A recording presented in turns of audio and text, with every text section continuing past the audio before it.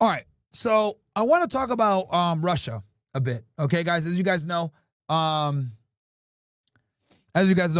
Trump and Putin met the other day. And I think now, contrary to some criticisms and stuff like that, I think it's a good thing because I need you guys to understand that before Trump met with Putin, yeah, we're gonna segue into Russia, and I'll come back to Palestine after, guys. We'll cover some Palestine stuff after. Well, Middle East. But anyway, when it comes to Trump and Putin, the reality is this. So for a very long time, we did not talk with Russia whatsoever because the Biden administration was trying to make the Russia not legit. Okay. Oh, they invaded Ukraine. We're not going to acknowledge them. We're not going to do business with them. We're going to sanction them into fucking hell. Anything that they conquer, any territory they grab, we're not going to look at it as legit. Fuck these guys, right? That's how they kind of looked at Russia. But Trump coming in and finally talking with Putin, which is a W for Russia because to them it's like, okay, we're legit now. But the thing also that I need people to understand is that from the United States perspective, I think it's a W as well because we're finally having some diplomacy. The Biden administration didn't talk to him since 2021, chat. That's before the war happened. The war happened in February 2022. Nothing occurred after that, obviously. And nothing happened in 2021 either. So I got a video here for you guys that I think is really important, okay? It's an hour long, but we're not going to watch the full thing. And I want to play this video because I want you guys, I'm doing this out of respect as well. This comes from Gonzalo Lira. Rest in peace to him. Great guy. It's like a mentor almost to me. I really love this guy. And it's sad that he's passed away. But in his remembrance, I'm going to play this video. Rest in peace to Gonzalo Lira, a.k.a. Coach Redpo.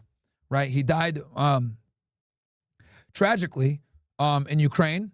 The SBU killed him, the pieces of shit, and the Biden administration did nothing about it because they're fucking stupid. So out of honor of him, I'm gonna play this video. I was gonna just kind of go off the top and just do it myself and go to give you guys the primer of this conflict with Russia, which he does a fantastic job of summarizing everything here in this video. I was gonna do it myself, but I said, you know what? Nah, man, I want to introduce you guys to Gonzalo Lira. And I think that's one way that I can pay some homage here. And I liked Gonzalo so much, man. I spoke with him offline. The guy was fucking brilliant. He was a former Ivy League graduate. He went to Dartmouth, if I'm not mistaken. Fucking brilliant, very smart, high IQ. It was just tragic that we let an American citizen die in a fucking Ukrainian prison with their intelligence service. Like, that's fucking embarrassing. And honestly, they let him die. He got kidnapped by them like twice. So, so I'm going to play this video. Condolences go out to him and his family. And I'll play this from the beginning. He does a really good job here of summarizing this. And I got some tabs here that I'm going to show you guys. So you get the picture. And then I'm going to start talking about the events that have happened since February 24th, which was the start of this conflict, okay? Now, the historical background. See, in 1990, the Soviet Union collapsed, right? And the Soviet Union internally was divided into Soviet republics. And when the Soviet Union collapsed, many of these republics became independent nations, like the Baltics, like Kazakhstan, like Ukraine. Now, and that's the most important thing, because obviously, people forget that Ukraine literally used to be a part of the Soviet Union, USSR. And here it is right here. So Soviet Union of Socialist Republics, USSR, commonly known as the Soviet Union, was a transcontinental country that spanned much of Eurasia from 1922 until it dissolved in 1991. During its existence, it was the largest country by area, extending across 11 time zones and sharing borders with 12 countries. And the third most populous country and overall successor to the Russian Empire, was nominally organized as a Federal Union of National Republics, the largest and most populous of which was the Russian SFSR. So this is important for you guys to understand, because this was a huge turning point, okay? And the fall of the Soviet Union to Putin, okay, was like one of the biggest tragedies, okay? So I need you guys to understand that, like, this was a turning point in geopolitics, Russian history, and most importantly, for Vladimir Putin. Ukraine, to give you a picture in terms of size, it's roughly the size of France, roughly the size of Texas, okay? It's a big country. I've ridden my motorcycle across all of it. I've been living here, by the way, since 2016. I married a Ukrainian woman that I met when I was living in Paris. And this is why I always listen to his analysis with the Ukraine war in the beginning, because he was actually there, guys, during the entire invasion. And, well, here we are, you know, a couple of kids and all the rest of it. But anyway, the point is, see, I know this country. It is huge, okay? Now, the country in and of itself, it has some unique problems in terms of demographics. Because you see, the east and the south of the country is predominantly ethnic Russian, okay? The west and the center... Okay, let's get Ukraine up on a map for you guys real quick, because I know you guys know I'm a visual guy. Territories. So, what he's talking about is basically, once you get to like the Kiev area, it starts to become more and more Western, right? And you have more and more ethnic Ukrainians versus on the east side here, Kharkiv, etc., you'd start to get more ethnic Russians, okay? And this is going to play a big role in some of the things we're going to discuss later when it comes to the conflict, when it comes to Crimea, when it comes to annexations, all this stuff. So this is the country, this is what it looks like on a map, right? And we're going to talk about Crimea down here in a bit. But just so you guys have a visual. Except for the city of Kiev, which is almost dead bang in the middle to the... Yep, right here. The north of the country. Well, that is predominantly Ukrainian. Yes, Moldova is the poorest country in Europe. Ukraine's up there as well, but yeah, Moldova is number one right now. But yeah, Ukraine is one of the most corrupt and one of the poorest, for sure. And we're going to talk about why it became so poor here as well.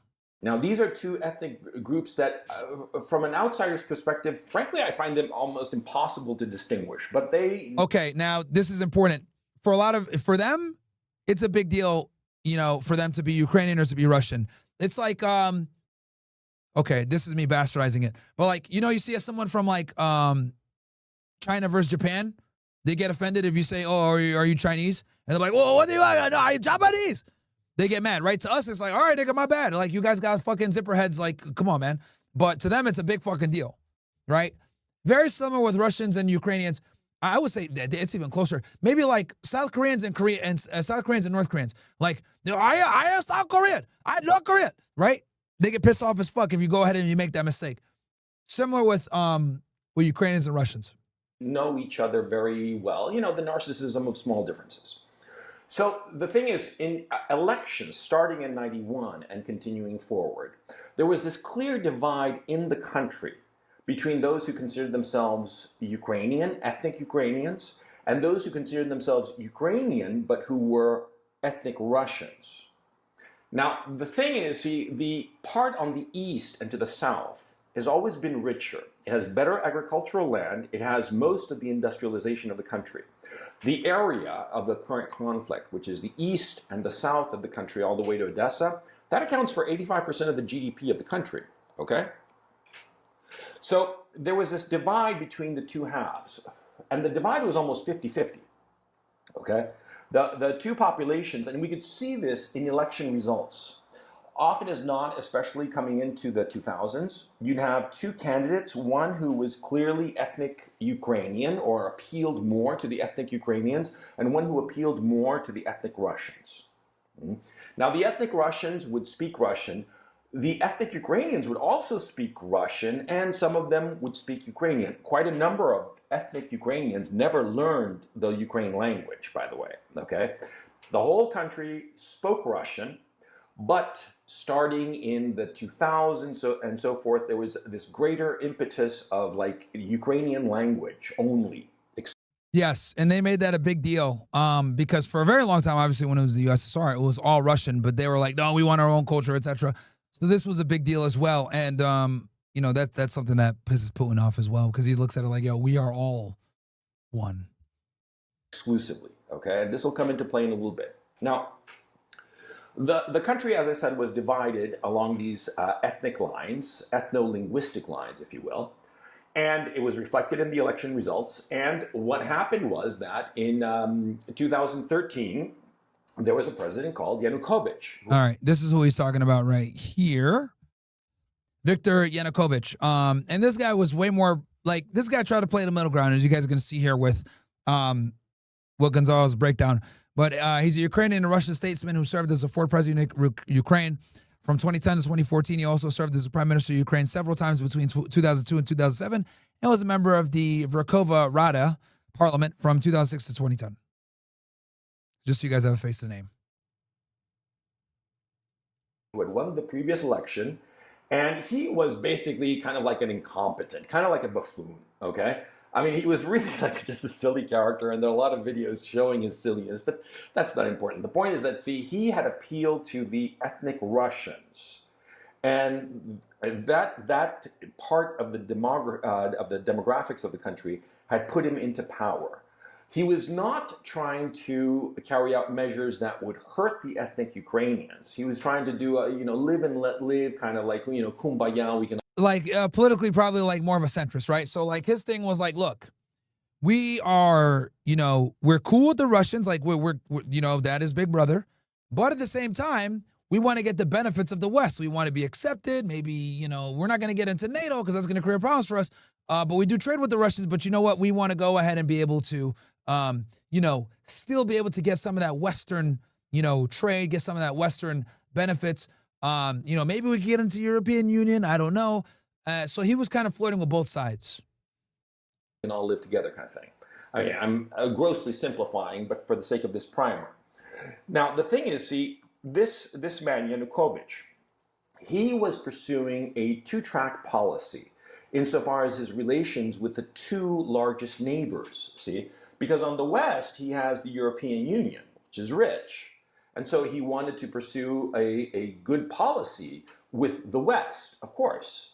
But on the other hand, he's got Russia, and most of Ukraine's trade was carried out with Russia. And a lot of people in Ukraine had family in Russia. I mean, and then also, just so you guys know, going back to the map here, like, look, we got, like,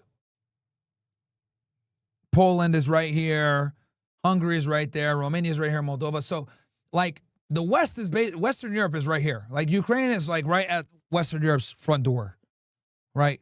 So they're in a very, in a diplomatically well-suited area. We'll put it that way, okay? Because on one side you got, Mother Russia, right? Eastern Europe, right? And then on the other side you got, you got the front door to Western Europe. Like a lot, okay? And NATO, etc. And so he wanted to pursue, as most countries between two powers will try to pursue, a two-track policy of like playing one off the other kind of thing and trying to get the best deal from each of them.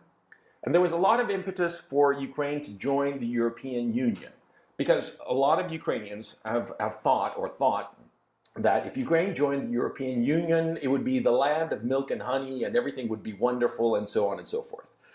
Which is, of course, just fantasy, but that's not the point. These people wanted to join the European Union, and they were, of course, predominantly on the Western and Central... Which they would never be able to join. Ukraine was too fucking corrupted poor. ...areas of Ukraine, the more ethnic Ukrainian side. Whereas the Eastern and Southern areas, including the Peninsula of Crimea, wanted to pursue a more pro-Russian approach. And Yanukovych was trying to balance between the two, okay?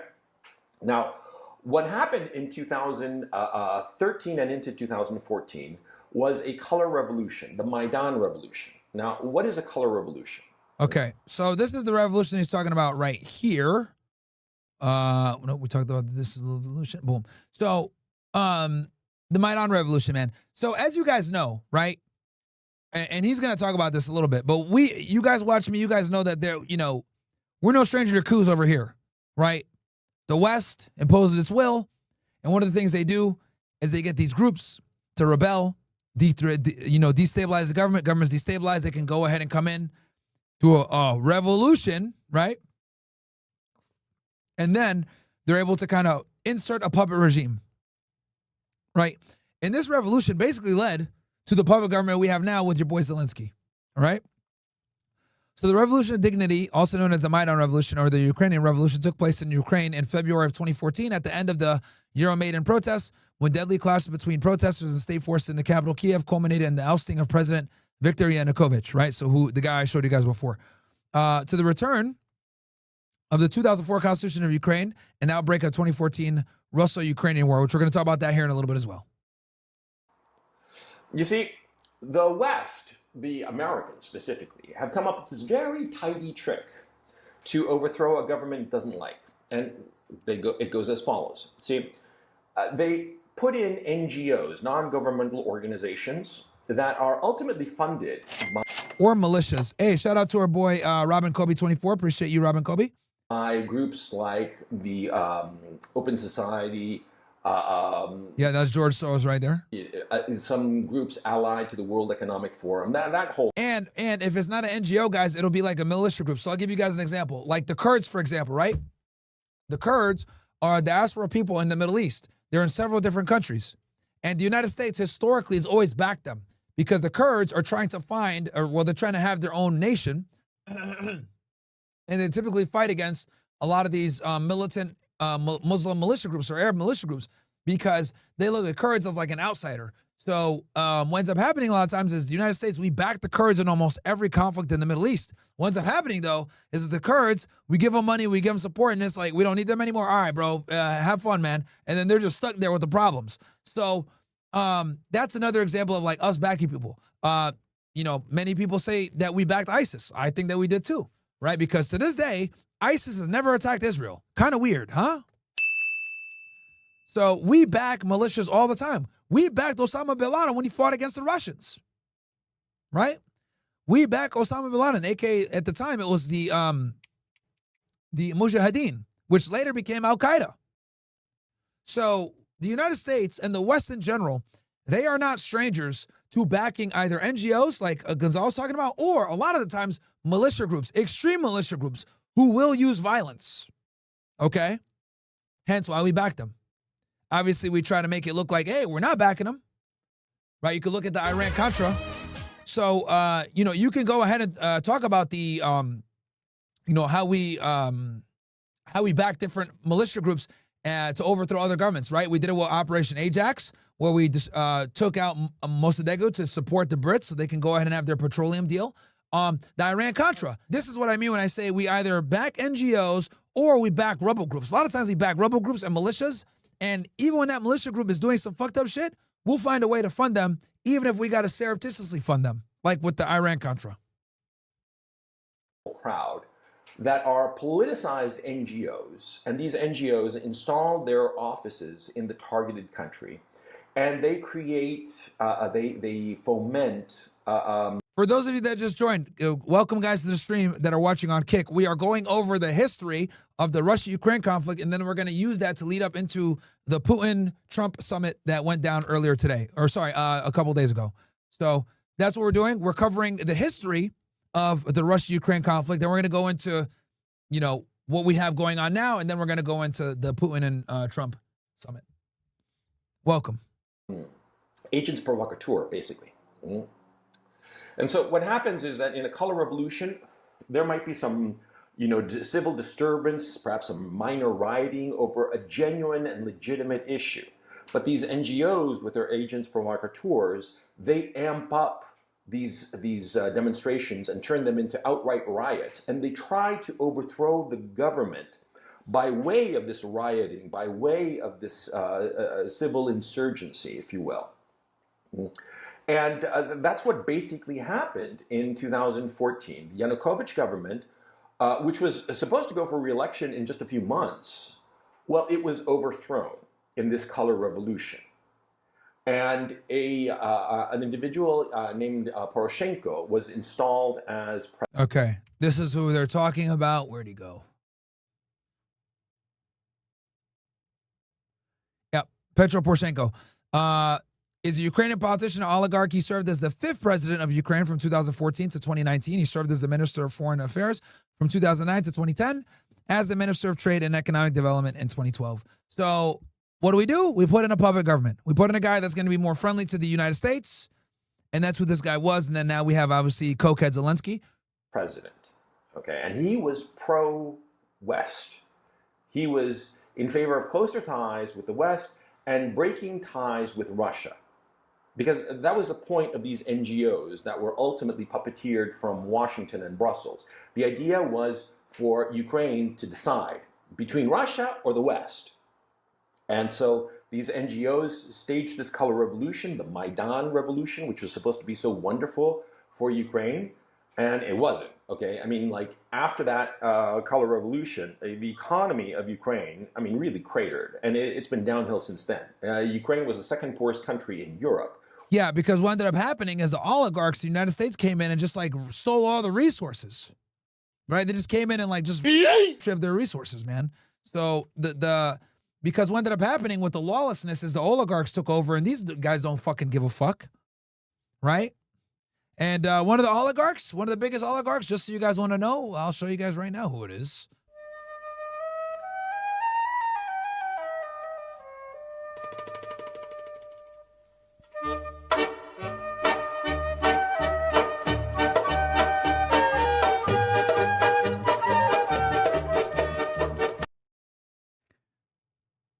Every single time. Every single time, every single crime, every single lie, early life, every single hour, every single day. That ensued post-Maidan revolution, a lot of Ukrainians, the more educated Ukrainians, they fled to the West for job opportunities there, okay?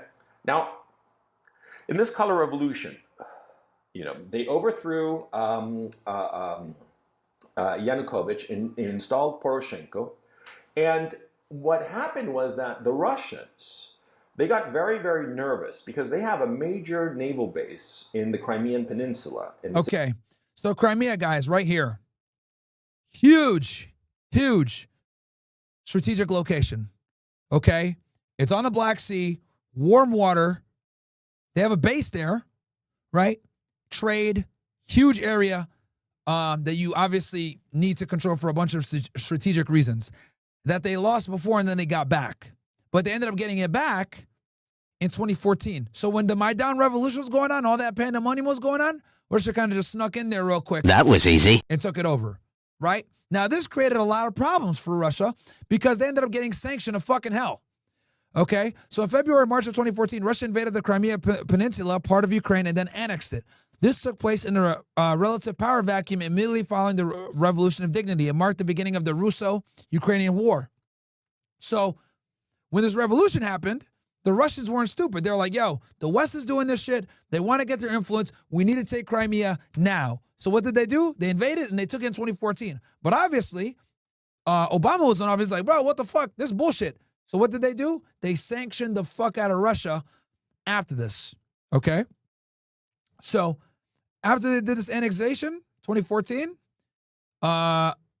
this led to the international sanctions during the Russo-Ukrainian War.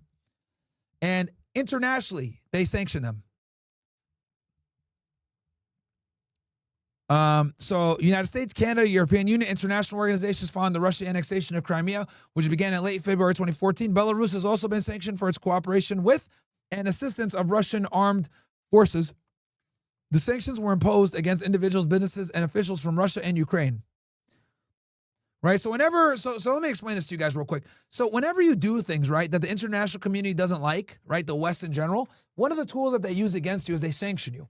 And when they sanction you guys, what it does is it affects your ability to earn revenue for your country, right? It makes trade a lot harder. People can't do business with you, etc. So you have to be very creative in the way that you do things. Or you have to deal with other people that aren't at the mercy of sanctions or whatever. You got to do business with China, Iran, etc. That's why BRICS is a thing now, by the way. BRICS is a thing to challenge Western authority and their ability to punish people financially via sanctions because they don't like them politically, right? So this is what ended up happening after Russia invaded and took Crimea and they annexed it because of what was going on in Ukraine. It was becoming destabilized with the power vacuum. City of Sevastopol, and the Russian Empire pre-Soviet Union had captured Crimea in 1776 under Catherine the Great, and Crimea was a very important strategic location for Russia because it's only a warm water port, and so it needed Sevastopol, it needed Crimea, the peninsula. Furthermore, the population of Crimea is 95% ethnic Russians. They self-identify before the Maidan Revolution. Yes. All Russians over there, by the way. So that's why it was an easy annexation. They self-identified as Russians, okay? Now, let's go back a little bit. Let's talk about Vladimir Putin.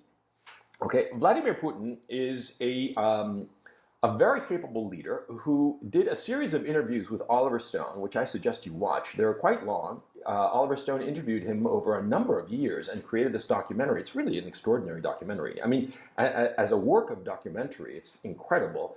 And it gives incredible insight into Vladimir Putin. Vladimir Putin, he is, for all intents and purposes, what you would call an ethnic nationalist. But he is not an imperialist. This is key. See, when you talk about an ethnic nationalist, you think of the bad old guy in Germany with a little mustache. No. What Putin, the thing that really stuck in Putin's craw, and it's very apparent in this documentary because he says it a number of times, is that, you see, when the Soviet Union collapsed, something like 30 million ethnic Russians all of a sudden found themselves in a foreign country. Because, Estonia, Latvia, Lithuania, Kazakhstan, Uzbekistan, Ukraine, they had substantial ethnic Russian populations. Like I said, in Ukraine, half the population was ethnic Russian, okay? So he always found that a tragedy, that was the tragedy of the collapse of the Soviet Union. He is not in favor of rejiggering the Soviet Union and create Soviet Union 2. He's not interested in that. But he finds it a catastrophe that all these ethnic Russians are no longer within Russia's borders, which is reasonable. I mean, suppose, just for the sake of argument, that the United States collapsed and say, the state of Texas wound up becoming a separate state. I mean, a lot of Americans would say, look at all those Americans in Texas who are basically in a foreign country now. I mean, it was kind of like that, okay? But he has never tried to carry out any war of conquest, any war of territorial aggression to capture more territory. He's got plenty of territory as it is, And Russia has all the natural resources, that it could ever want. So it's not hurting for natural resources. It's not hurting for territory. But, Vladimir Putin feels, and he has said this repeatedly, and you always should take people at their word in such matters, he has always felt that those ethnic Russians who were left out of Russia after the collapse of the Soviet Union are people that he, as the leader of Russia, ought to at least look after their best interests as best he can, which is reasonable, okay? But be that as it may. The point is that, see, after the Maidan Revolution, I personally call it a coup because it really was a coup d'etat, okay? After the Maidan coup, see, the Russians got very nervous about losing Crimea because they were worried about two things. Number one, they would lose their warm water port. And number two, they were worried that their naval base that's fully geared up, all kinds of equipment, infrastructure and whatnot. Classified stuff as well that you don't want to fucking just let get into the hands of, a government that no longer is really fucking with you now. Because keep in mind, after the Maidan Revolution, guys, this guy, Petro, what the fuck was his name is again? Petroshenko? Like, this dude is going to be a Western stooge, bro. Like, and they know that. Poroshenko, I'm sorry. He's going to be a Western stooge. So the Russians couldn't afford to allow that to happen. So they moved in immediately for national security purposes, right? So that's what ended up happening there. Would become a NATO naval base, and they didn't want. Yep, and NATO is the ops for Russia, guys, for those of you that don't know, which we're going to talk about NATO here a little bit too, quite a bit. Have NATO naval base right in their underbelly, geographically speaking. Of course not. And the population of Crimea is 95% ethnic Russian. And so what did the Russians do? They grabbed it. And basically, it was more complicated than that, but for purposes of this prime. Yeah, they invaded. They took it right away. I mean, it makes sense, right? You got a naval base over there. You don't want NATO to take it over because that's what NATO wanted to do. Obviously, they just did a fucking coup in your neighboring country. So you want to limit Western influence. So the thing you guys got to understand, right, is that, and let me go ahead and backtrack a little bit here so you guys kind of know. Let's go back here a little bit. So a lot of people don't know this, but the thing is this. After World War II, right, we got into like the Cold War, right, with Russia. And basically what ended up happening was you ended up getting, how does this camera look, by the way, guys? This is the first time I'm trying it. So after World War II, we had the Cold War, right? And basically what ended up happening was the United States started being extremely competitive with Russia, right? Whether it was through nuclear weapon proliferation, getting to space, all this other stuff, they became our greatest rivals because they had quite a bit of capability, and so did we. And at this point, it's really a battle for influence across the world, right? And what ended up happening was you have two different spheres of influence. You got the United States, or in the West in general, aka NATO, and then you got Russia. Now, when Putin came into power in the late 90s and early 2000s, right? To him, the biggest travesty was the fall of the Soviet Union. This guy was a former KGB guy, right? So he remembers the good days of Russia when it was a big, powerful fucking country. And to him, the fall of the Soviet Union was like damn near like, you know, the Holocaust for them boys. LOL. Did it even exist? Okay. But anyway, but you guys, I'm giving you guys the normie equivalent, right? So for him, he saw, just like you guys see with your boy Gonzalo Lera, he saw all these countries break off, right, into their own countries, but he knows that there's ethnically Russian people there, right? So for him, he was always like, this is a problem. So he's always felt this affinity to these people that were in these other countries, right? But they were still Russians, right? They were still Russians. Like for example, with me, right? You guys know I'm a hardcore nationalist. I don't want Americans dying in the Middle East for some fucking Jews, bro. Sorry. That's the same thing. Every American that's in the Middle East, I don't want anything happening to them or getting killed because of a war, quite frankly, that they shouldn't even be fighting in, right? So that's kind of how Putin felt with his people in these other countries. So understanding that we were being in a multipolar geopolitical world, he understood, look, we have this Cold War. Maybe we could work with the Americans. And on multiple occasions, he wanted to actually join NATO, chat. Contrary to what people tell you, he wanted to join NATO. But the problem here is that the United States, the West, they look at it like, all right, you want to join NATO? You want to be us? We're the leaders here. We're the bosses, which means you need to adopt democratic values. You can't be kidnapping niggas with the Gestapo and put them in jails and shit like that. You got to have democracy. You got to have Western values. Women got to be equal, right? You can't just kidnap people and do all the things that you do. Like, you know, we got to have civil rights, right? Now, obviously, for the Russians, they're like, civil rights? What? Women are equal?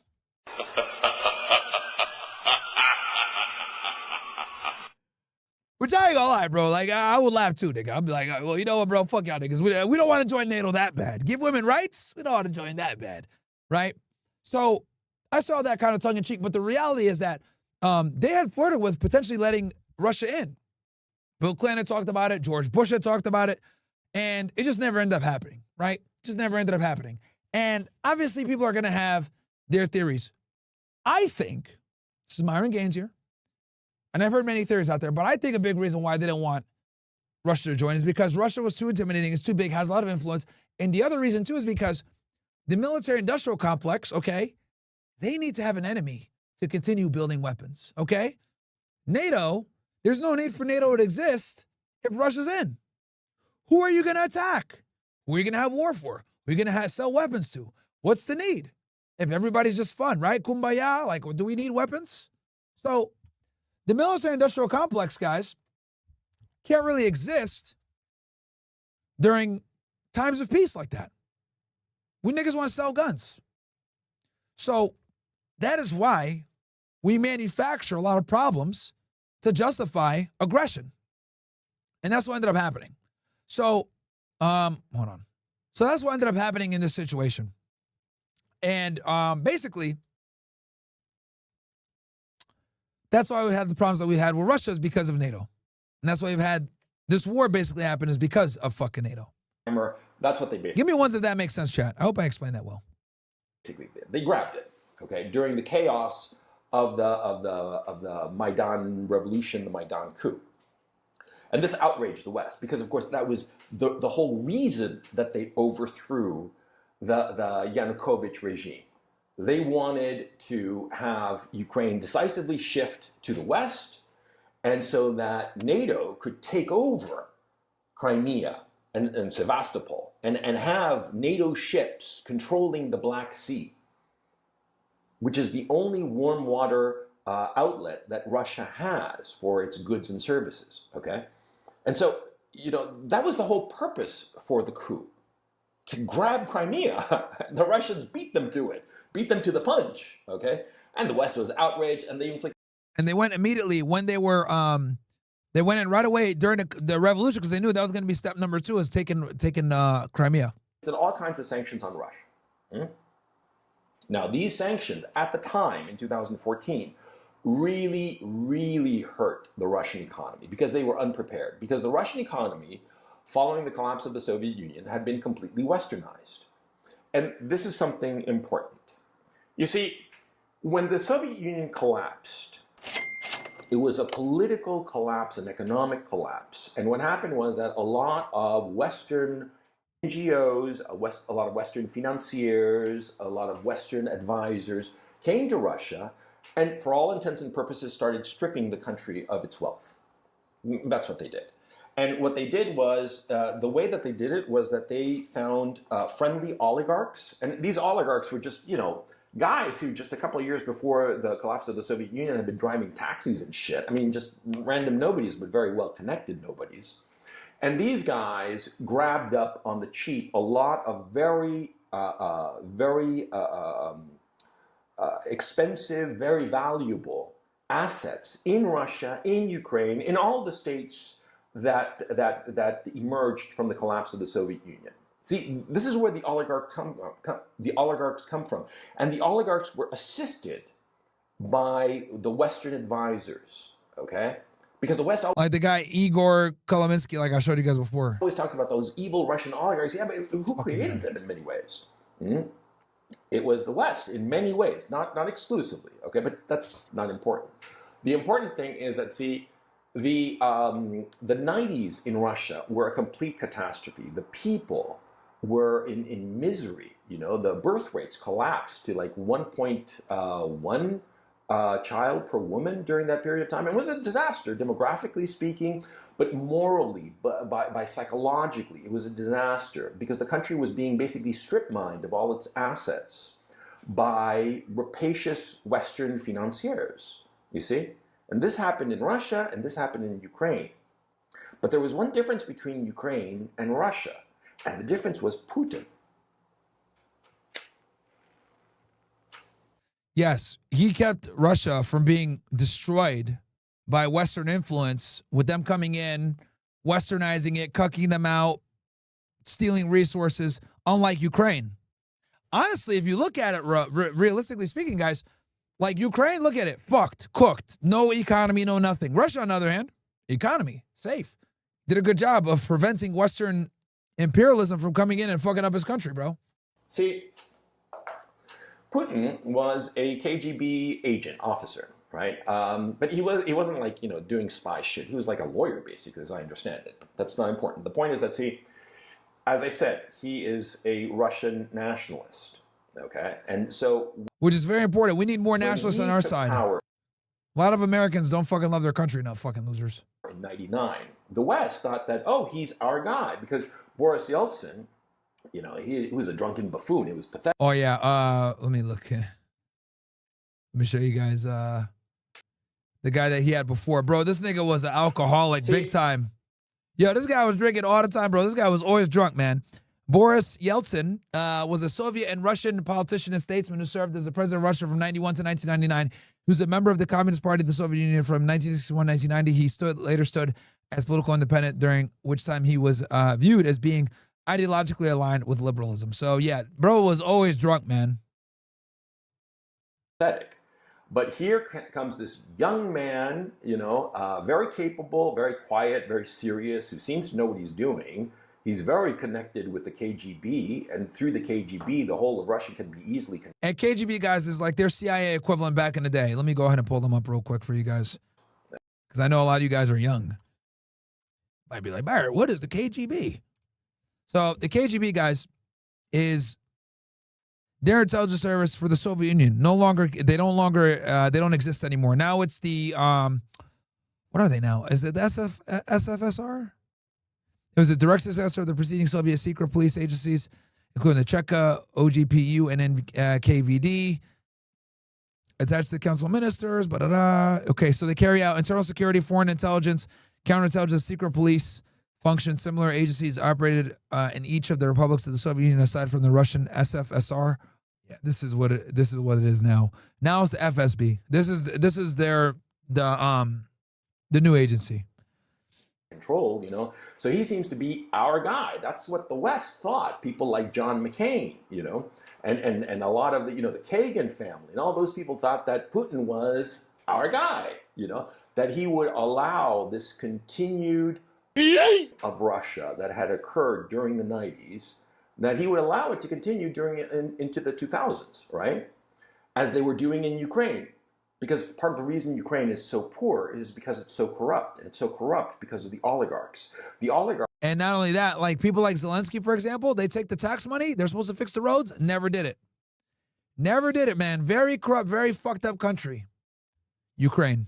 Oligarchs in Ukraine basically rule like each of the regions as their own private fiefdom, for crying out loud. Huh? And so, you know, they were happy with Putin when he came into power. And Putin, one of the first things that he did was that he gathered all the oligarchs and he told them, look, you have your money situation, that's good on you, but you don't get involved in politics. And this was basically a message not just from Putin, but the KGB cadres that were supporting Putin, okay? Now, these KGB cadres and Putin himself, they laid down the law to these oligarchs. You can make your money, you know, do what you're doing, fine, but don't mess with politics. And Putin and the KGB cadres that were supporting him and the other cadres that were supporting him. Speaking of which, there was a time where Putin came into a factory and bitched out a bunch of the oligarchs. And a lot of people don't know this, man. Putin might be the richest man in the world. He doesn't show his wealth, but he might actually be richer than Elon Musk. A lot of people don't know that.